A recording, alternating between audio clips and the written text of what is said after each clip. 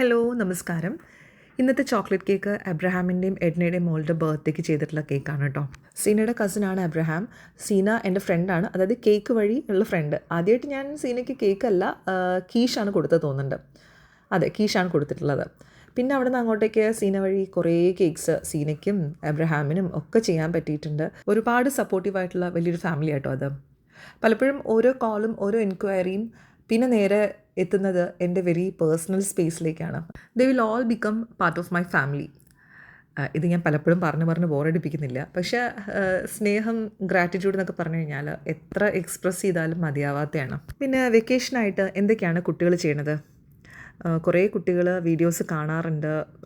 അവരുടെ വിശേഷങ്ങളൊക്കെ പല അമ്മമാരും മെസ്സേജ് ചെയ്യുമ്പോഴും കമൻസിലൊക്കെ പറഞ്ഞിട്ടൊക്കെ എനിക്ക് മനസ്സിലാക്കാൻ പറ്റാറുണ്ട്. ഭയങ്കര സന്തോഷമാണ് അതൊക്കെ വായിക്കുമ്പോൾ, അറിയാൻ പറ്റുമ്പോൾ. ഇവിടെ എൻ്റെ മോള് 10th ആണ്. അപ്പം അവൾക്ക് ഓൾറെഡി ക്ലാസ്സസ് സ്റ്റാർട്ട് ചെയ്തു, ഓൺലൈൻ ക്ലാസ്സാണ്. അപ്പോൾ അങ്ങനെയൊക്കെ പോകുന്നുണ്ട്. 10th കാര്യം പറഞ്ഞപ്പോഴാണ് ഒരു കാര്യം ഓർമ്മ വന്നത്. കഴിഞ്ഞ ദിവസം ICSE റിസൾട്ട് വന്നപ്പോൾ ഒരു കുട്ടിക്ക് 499 മാർക്സ് 500 കിട്ടി. ബംഗാളിയാണ് ആ കുട്ടി. അപ്പോൾ ആ കുട്ടിയുടെ അമ്മയുടെ ഒരു റിയാക്ഷൻ ഇങ്ങനെയായിരുന്നു. She said she is sad. അവർ പറയണത് കുറച്ചുകൂടെ ഹാർഡ് വർക്ക് ചെയ്തിരുന്നെങ്കിൽ ആ ഒരു മാർക്ക് മോന് മിസ്സാവില്ലായിരുന്നു എന്നുള്ളതാണ്. അത് കണ്ടപ്പോൾ ആ കുട്ടിയെ ഓർത്ത് എനിക്ക് സങ്കടമായി. ഞാൻ അതുപോലത്തെ ഒരു അമ്മ അല്ലാത്തതുകൊണ്ടായിരിക്കും എനിക്ക് ആ കുട്ടിയുടെ അമ്മയുടെ അഭിപ്രായത്തോട് യോജിക്കാൻ പറ്റുന്നില്ല എന്ന് മാത്രമല്ല, അത് ഭയങ്കര അസ്റ്റോണിഷിങ്ങും ആയിരുന്നു. ഞാനൊരു ഗ്രേറ്റ് മദറൊന്നും അല്ല, പക്ഷേ ഈ പ്രായത്തിൽ എൻ്റെ കുട്ടിക്ക് ഒരുപാട് സ്ട്രെസ്സ് കൊടുക്കരുത് എന്നുള്ളത് എനിക്ക് ഭയങ്കര നിർബന്ധമാണ്.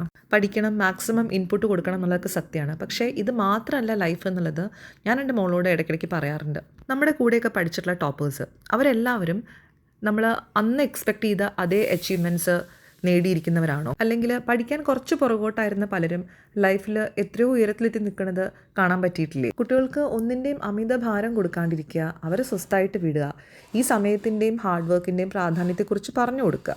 നമ്മൾ അവരുടെ കൂടെ ഉണ്ട് എന്നുള്ള ആ ഒരു ധൈര്യം അവർക്ക് കൊടുത്തു കഴിഞ്ഞാൽ അവരവരുടെ മാക്സിമം ഇൻപുട്ട് കൊടുക്കും.